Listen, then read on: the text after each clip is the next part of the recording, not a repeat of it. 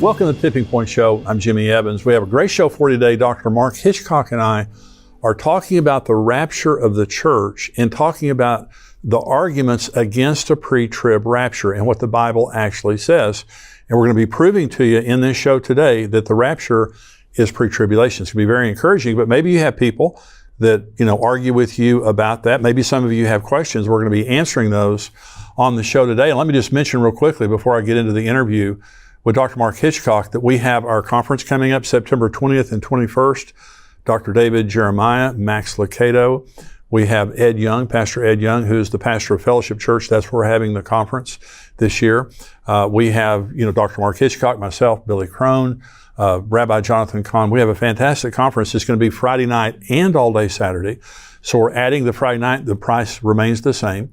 Bring somebody with you. Bring a group from your church. Bring neighbors or friends. It's going to be great. But I'm mentioning this today because we have a lot of people signing up. We have reserved seating, so you can go there and reserve your seat. But the seats are filling up. So go on, get your tickets right now. It's going to be a fantastic time. Also want to mention, as I introduce Dr. Mark Hitchcock, we have our new book out. And this is called AI and the Antichrist. It's in our series called What's Next. Our next book, by the way, is on the rapture of the church. And so this is AI and the Antichrist. This is a really great book to help you understand one of the main figures in the Bible, the Antichrist. 33 titles in the Old Testament, 13 in the New Testament talked about. I believe he's just about to show up. So AI and the Antichrist by myself. Dr. Mark Hitchcock is joining me now, and I just want to say he's the senior pastor of Faith Bible Church in Edmond, Oklahoma. And he is a scholar, written over 30 books on the end times, and he's a regular contributor here at endtimes.com. Mark, it's great to have you with me today. Well, it's always great to be with you. Thanks for having me. Well, this is a show that I've wanted to do for a long time because you and I both, we have people, pastor friends or theologians or whoever, who don't believe in a pre-tribulation rapture. And some very strongly believe in a post-tribulation rapture, a rapture at the end, or maybe a pre-wrath rapture, or whatever you want to call it. So you and I both very strongly believe in a pre-trib rapture. There's going to be the rapture of the church. We're going to talk about that first. But I want to have you as a theologian, because you are a theologian. You've written over 30 books on the end times. And of course, you're a PhD from Dallas Theological Seminary. Yeah. And so you've got and you studied under John Walvoord, under Dwight Pentecost, some of the most famous end-time theologians. And so I just want to have this show as a reference point to people. People right now, they may have questions about pre-trib rapture, but also they may have a lot of friends or family, bothering them and telling them things that are troubling and things like that. So the rapture, the concept of the rapture, where do we find that in the Scripture? Well, we find it in several places in the New Testament. And really, an important point to make is I think the rapture is only in the New Testament. It's not in the Old Testament. Now, there's pictures of it with Elijah being caught up and Enoch being caught up. But the rapture's in the New Testament is called a mystery. In other words, it's something that was never revealed before and that man could never figure out on his own. 1 Corinthians 15 calls it a mystery. But the rapture it's that future event when the Lord Jesus is going to come from heaven. There's going to be a shout, the voice of the archangel, the trumpet of God. And those who've died, believers who've died during this church age, they're going to be resurrected. They're going to get a new body, and the Lord will bring their perfected spirit with him. They'll get a new body. But then he says, those who are alive and remain in 1 Thessalonians 4 will be caught up together with them in the clouds to meet the Lord in the air. And that word caught up there is the Greek word harpazo. It's used 13 times in the New Testament. It means to snatch or to seize. It's used, all kinds of different references. But that word, we get the word rapture because a man years ago named Jerome, when he translated the Bible from Greek, the Greek word harpazo, into Latin, he used the word rapio. So we get our word rapture from that. So, people often say, well, the word rapture is not in the Bible. Well, most translations don't have that word. It's a Greek word harpazo. It was rapio in Latin. We call it the rapture, but you can call it the catching away of the saints. But it's that time when the Lord's going to come, and all those who are alive on the earth who know him are going to be caught up to go meet him in the air. We're going to disappear from the earth. There's going to be a global vanishing. So that's 1 Thessalonians 4, which really is the main text that we have. Is there another text? In other words, is there somewhere else? You mentioned 1 Corinthians 15. Where else do we see the rapture in the New Testament? Well, I see it in John 14, 1-3. Jesus said to his disciples, don't let your heart be troubled. You believe in God, believe also in me. In my Father's house are many dwelling places. If we're not so, I would have told you, I go and prepare a place for you. If I go and prepare a place for you, I'll come and receive you to myself, that where I am, there you may be also. So it's revealed there by Jesus. 1 Corinthians 15 says that we're going to be we're going to be changed in a moment, in the twinkling of an eye, when the trumpet sounds. So really, John 14, 1-3, 1 Corinthians 15, verse 50 and following, and 1 Thessalonians 4, 13-18. Those would be the three main ones, kind of the three classic texts. There's many others that mention, the Lord's coming is mentioned over 300 times in the 260 chapters in the New Testament. So it's a frequently mentioned topic, but those are kind of the places where it's mainly clustered together. One in every 30 verses in the New Testament refers to the return of Jesus, okay, either to the rapture or the second coming. So it's a very common thing. So there's a couple of chapters. You mentioned John 14. So Jesus said, I'm going away to prepare a place for you, and I'm coming back to receive you into myself. So in Luke 17, and Jesus is talking here about the rapture. He's talking about his days. His return will be like the days of Noah. And I want to talk about that as a text of proving the pre-trib rapture. But he says, I'm going to come. And then he talks about it's going to come like the days of Noah. And he says, two people will be in one bed, one taken, one left. So in John 14, where Jesus says, I'm going away and I'm going to come back and receive you to myself, the word there is paralambano. And so receive is paralambano in the Greek. When Jesus in Luke 17 says, two people in one bed, one taken, one left, two women grinding at the mill, one taken, one left, the word taken there is the word paralambano. It means to receive into yourself. Yes. So when he's describing the rapture there, he's saying, I'm going to come. John 14, he says, I'm going to come back. Luke 17 and Matthew 24 speak specifically about how that's going to happen, like the days of Noah and Lot. And so let's talk about, I'm going to go to Matthew 24, because this is where a lot of people get confused. And I want to get your input on this. So there's two texts from Matthew 24, one talking about a post-trib gathering of saints, the other talking about a pre-trib rapture. So this is Matthew 24, beginning in verse 27. As the lightning comes from the east and flashes to the west, so also will be the coming of the Son of Man. Wherever the carcass is, there the eagles will be gathered together. Immediately after the tribulation of those days, the sun will be darkened, the moon will not give its light, the stars will fall from the heaven, the powers of the heavens will be shaken, then the sign of the Son of Man will appear in heaven. Then all the tribes of the earth will mourn, they will see the Son of Man coming on the clouds of heaven with power and great glory. And he will send his angels with a great sound of a trumpet, and they will gather together his elect from the four winds, from one end of heaven to the other. So that text causes a lot of confusion, because it's very clearly talking about at the end of the tribulation, immediately after the tribulation of those days. He's also talking about a gathering of the saints from the four corners of the world. Okay. Here's another text from Matthew 24 that is a completely different reference related to a rapture. Matthew 24, 30, beginning in verse 36. But of that day and hour no one knows, not even the angels of heaven. He's again talking about his coming, but my Father only. But as the days of Noah were, so also will be the days of the coming of the Son of Man. For as in the days before the flood. Now, in the other text, he says immediately after the tribulation of those days. Here, he's talking about his coming as it was in the days of Noah, before the flood. They were eating and drinking, marrying and giving in marriage until the day that Noah, he's talking about a specific day in history that Noah got on the ark before there was a flood. He says, until the day that Noah entered the ark and did not know until the flood came and took them all away. So also will the coming of the Son of Man be. Then two men will be in the field. One will be taken, paralambano, the other left. Two women will be grinding at the mill. One will be taken, the other left. Watch therefore, for you do not know the hour your Lord is coming. But know this, if the master of the house had known what hour the thief would come, he would have watched and not allowed his house to be broken into. Therefore you be ready, for the Son of Man is coming in an hour you don't expect. So talk about those two texts there and what you believe related to one being obviously the second coming and the other one being a rapture. Well, yeah, there's two different viewpoints on this. One is that you've mentioned that this is talking about the return, and then this is talking about the rapture.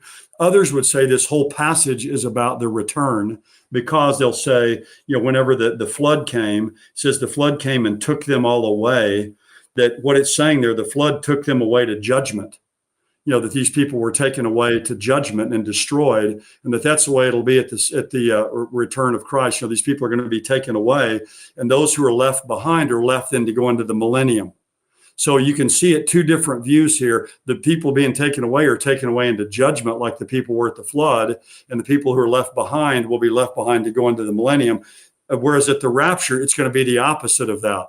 The unrighteous are going to be left behind. The righteous are going to be taken. So even if this is a reference here to the return of Christ when he comes back at his second coming, it's still a picture here of what will happen at the rapture. Right. Because at the rapture of the church, the righteous are going to be taken and the unrighteous are going to be left. So it just depends on whether you see in Matthew 24 a continuation of him talking about the return, or you see him shifting then from talking about the return then to talking about the rapture. In either case, it's clear that at the rapture, when the rapture comes, the unrighteous are going to be left behind, right, and the righteous are going to be taken to heaven to be with Christ. So, and now I have heard people say, pastors say, that when the rapture happens, the unrighteous are taken, the righteous are left behind. But 1 Thessalonians 4 says we're going to meet the Lord in the clouds in the air. Okay, so it's not here on earth. The rapture. That's right. Yeah, we're going to be taken to go meet him in the air. Yeah, that's right. We're going to be caught up to meet the Lord in the air. But those who see this passage here in Matthew 24 as a continuation about the rapture or the second coming or the return, what they would say is what this is talking about here is that you've got two people. One's taken away to judgment, and the other one is left on the earth, to go enter into the millennium. So it just depends on whether you see this is talking about the rapture, the two in the field, one taken, one left, or it's a continuation of the speaking about the return of Christ. And people hold both views, and people that are pre-trib hold both views. Of that, because that doesn't violate the pre-trib rapture at all. To hold that other view. Well, my argument, Mark, and I want you to see if you agree with this. See, when Jesus in Matthew 24, he says, "For as in the days before the flood, they were eating, drinking, marrying, and giving in marriage." In Luke 17, and this is a parallel verse or parallel passage, "As it was in the days of Noah, so it will be also in the days of the Son of Man. They ate, they drank, they married wives, and they were given in marriage until the day Noah entered the ark, and the flood came and destroyed them all. Likewise, as it was in the days of Lot, they ate, they drank, they bought, they sold, they planted, they built. But on the day that Lot went out of Sodom, it rained fire and brimstone from heaven to destroy them all." So at the end of the tribulation, people say there's going to be a post-trib rapture. At the end of the tribulation, there's not going to be buying, selling, marrying, giving in marriage, and planting and building. Is there, after all the judgments that have hit the earth? Business as usual? Yeah, no, that's the difficulty of seeing it that way and talking about not knowing the day or the hour, because people during the tribulation period will pretty much know the time of the return. Absolutely. They're going to know, now they may not know exactly the day or the hour it's going to take place, but they'll know pretty close to when it's happening. So that's the difficulty of taking this related to the second coming, is the surprise of it, the business as usual aspect of it. That's what favors, I think, seeing this here, as a reference to being the rapture. And, they don't know the time. And like you say, people are just kind of going on doing what they're doing. It doesn't seem like by the time you get to the end of the tribulation period that it could be that way. Yeah. Well, planting, building, marrying, giving in marriage, it all speaks of hope for the future. Why are you getting married? For the future. We want to spend our lives together. Why are you planting a crop? Hope for the future. My argument is, at the end of the tribulation, the earth, after the bowl judgments and everything, the earth is just a smoldering ruin. The kingdom of the Antichrist has been cursed. And so the business as usual aspect, that's where we are right now, in my opinion. You have, in the days of Noah and Lot, you had violence and immorality rampant in the world. And that's what we see today. And you had this business as usual attitude of people, of sinners. Noah's building an ark and they're mocking him, and it looks like he's crazy, but you have a righteous remnant living for God, and the world basically has turned against God. So let's talk about some arguments here. So you said 1 Thessalonians 4 was the first passage you were quoting, At the end of that, it says, the Lord himself will descend from heaven with a shout, with the voice of an archangel, and with the trumpet of God. And the dead in Christ will rise first, and we who are alive and remain will be caught up, harpazo, together with them in the clouds to meet the Lord in the air. Thus we shall always be with the Lord. Therefore comfort one another with these words. Okay, so I want you to comfort me by telling me I'm going through the tribulation. Well, that's hard to do. And that's the whole point. Paul's writing 1 Thessalonians because after he left there, some believers had died. And he told them all about the rapture. And he starts the whole passage in verse 13, says, I don't want you to be ignorant, about these things. I don't want you to grieve as those who have no hope. You want them to know, hey, your loved ones aren't going to miss the rapture. They're going to be resurrected someday. We're going to be caught up to meet them in the air. So, it's called in Titus 2:13, the blessed hope. Tim LaHaye used to say, if we have to go through the whole tribulation period, it's not the blessed hope, it's the blasted hope.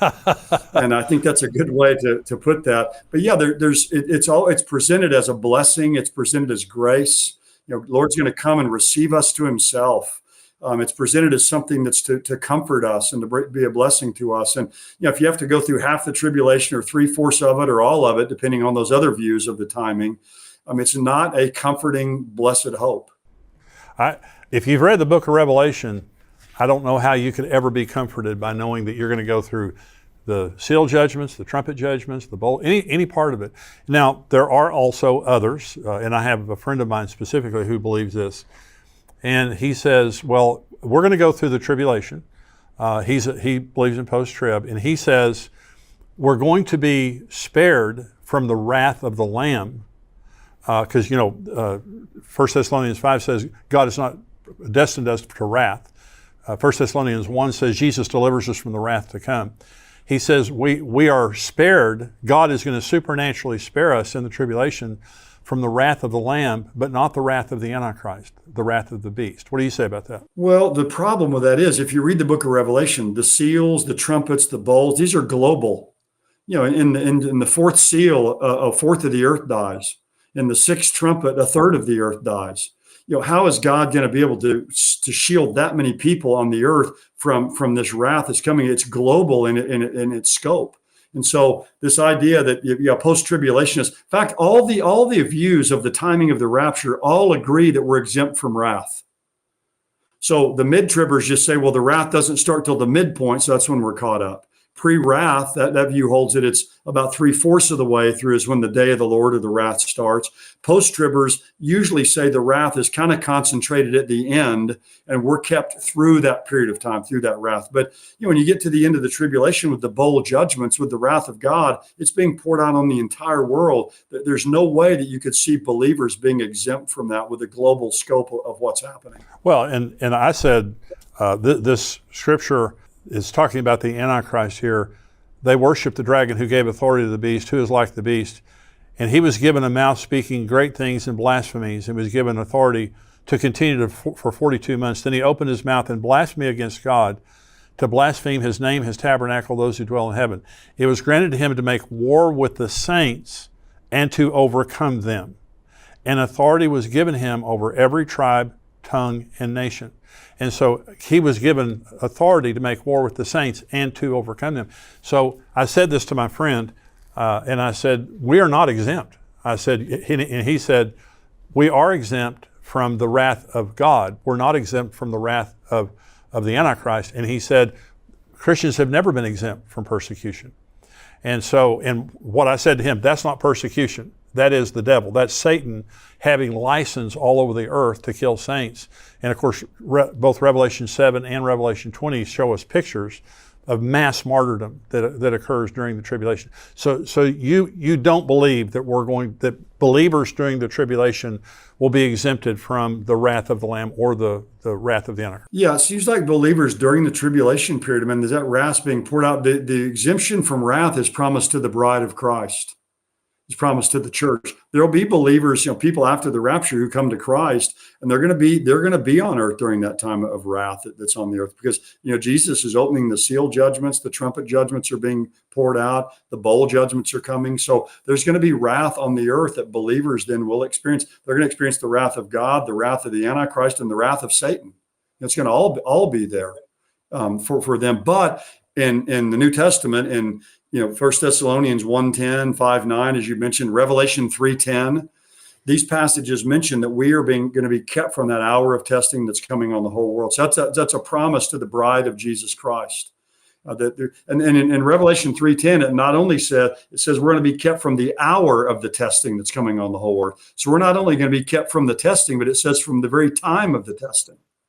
So we're going to be kept from that time period, which is the coming time of the tribulation.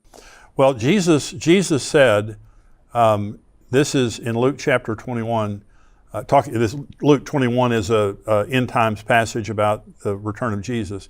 Take heed to yourselves, lest your hearts be weighed down with carousing, drunkenness, and the cares of this life, and that day come on you unexpectedly, because it's talking about the rapture. It will come as a snare on all those who dwell on the face of the whole earth. Okay, that's the rapture. That's an inclusive statement. All those who dwell on the face of the whole earth. A snare, that's an animal trap, immediately. Watch therefore and pray always that you may be counted worthy to escape all these things and to stand before the Son of Man. So Jesus is telling us to pray that we be worthy to escape, not to endure. To me, if we're going to go through the tribulation, he's going to say, be counted worthy to endure all this, but he's saying be counted worthy to escape. And some people would say to me, Jimmy, you're an escapist. You bet I am. I'm an obedient escapist because Jesus told me to pray that way. And so I believe we're going to escape. So here's another objection that I heard recently, and that is the rapture is never mentioned in the book of Revelation. And so if there's going to be a rapture, why is it mentioned in the book of Revelation? You have an answer for that one? Well, there's a few things. One is, and I mentioned just a minute ago, Revelation 3:10. Jesus says to the church at Philadelphia, which those messages to the 7 churches were to all the churches. It says, because you've kept my perseverance, I will keep you from the hour of testing, that hour that's coming upon the whole earth to test those who dwell on the earth. So it's a time of testing for these earth dwellers. And he says, I'm going to keep you from the time of that testing. Well, the only way to be kept from that whole time of testing is not to be there. So I think it's mentioned there. The rapture is clearly. Another thing that's interesting in the book of Revelation, the word ecclesia, the word church, is used 20 times in the book of Revelation. It's used 19 times in the first 3 chapters. And you don't have it again until chapter 22, verse 16. So there's no mention of the church on earth from Revelation 6 to Revelation 18, 19. There's no reference to it. So it's strangely absent. There's another important point is, and this is an interesting point for those who say, well, the second coming and the rapture and all that's just the same event. They're post-tribulationists. They would say that the rapture happens right at the second coming. But the difficulty with that is when you get to Revelation 19, when it mentions Jesus coming on a white horse to the earth, there's no rapture mentioned. I mean, they're totally absent. So post-tribulationists don't have any proof of a rapture in the book of Revelation either at the second coming. Yeah. In fact, what you see is, where's the bride? If you read Revelation 19, verses 1 to 6, the bride is in heaven, being married to the bridegroom and being readied, being clothed in fine linen. And then when you get to chapter 19, verse 11, the bride returns with Jesus to the earth. So if we're going to be in heaven, being married to Christ and being rewarded and then returning with him at his second coming, it only makes sense. We have to have gone up to heaven sometime before that. That we're not going to be caught up to heaven in a split second of time and all that happens. So to me, those are points that it doesn't just say the rapture is going to be before this event, but those are strong, evidence that the church has to be in heaven before the second coming of Christ back to the earth takes place. We're coming back with him, so we have to go up sometime before him. Listen, I hope that you enjoyed this show. And if you're a subscriber here on the YouTube channel, I appreciate it if you're not, hit subscribe right now, and you'll know when everything comes out from us and get everything that we have. If you're not a subscriber to endtimes.com, a paid subscriber, go to endtimes.com. You get the full Tipping Point show every week without commercials, as well as Dr. Mark Hitchcock's podcast that comes out every Thursday. We have an Israel update that comes out every Tuesday from Brian Schrager, articles, information, answering questions.